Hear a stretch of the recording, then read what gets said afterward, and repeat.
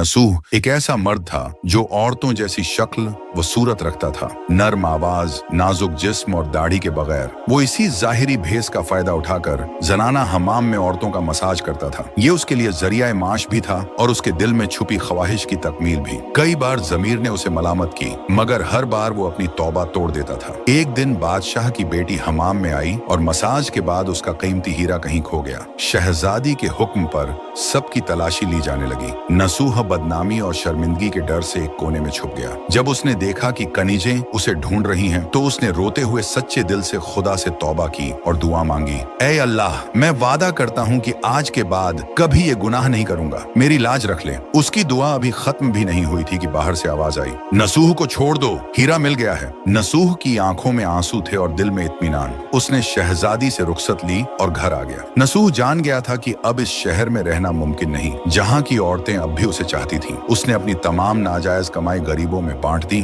और शहर छोड़कर एक वीरान पहाड़ी पर चला गया। वहाँ वो अल्लाह की इबादत में मशगूल हो गया। एक दिन उसे एक भैंस नजर आई जो घास चर रही थी। उसने सोचा कि ये किसी चरवाहे की होगी और जब तक उसका मालिक न आए वो इसकी देखभाल करेगा। कुछ दिन बाद एक तिजारती काफिला रास्ता भूलकर वहाँ पहुंचा। प्यास की शिद्दत से निढाल ताजिरों को नसूह ने अपनी भैंस का दूध पिलाया और सबको सैराब कर दिया। नसूह के अच्छे अखलाकन से मुतासिर होकर ताजिरों ने जाते हुए उसे बहुत सारा माल बतौर तोहफा दिया। नसूह ने इन पैसों से वहाँ एक कुआं खुदवा दिया। आहिस्ता आहिस्ता उस कुएं के इर्द गिर्द लोग बसने लगे और इमारतें बनने लगीं।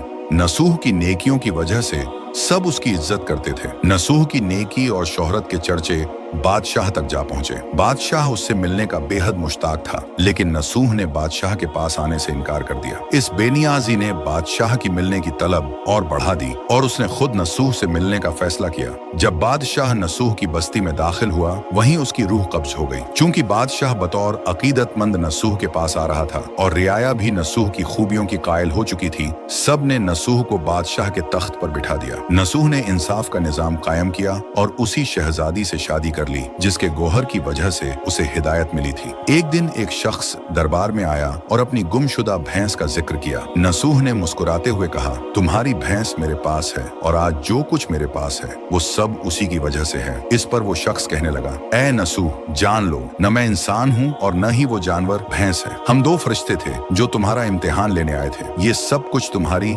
सच्ची तौबा का नतीजा है। ये कहकर वो दोनों फरिश्ते नजरों से गायब हो गए। इसी वजह से सच्चे दिल से की गई तौबा को तौबा नसूह कहते हैं।